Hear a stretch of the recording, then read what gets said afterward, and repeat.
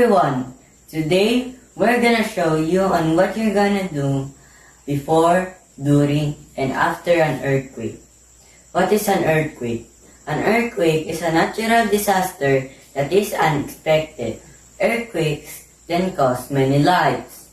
Earthquake can destroy cities, buildings, houses, properties, and so much more.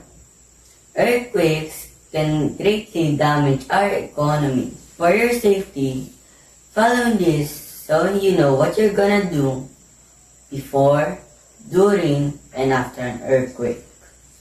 First thing you want to do before an earthquake is create an emergency kit or a 72 hours kit. This emergency kit must contain food that cannot expire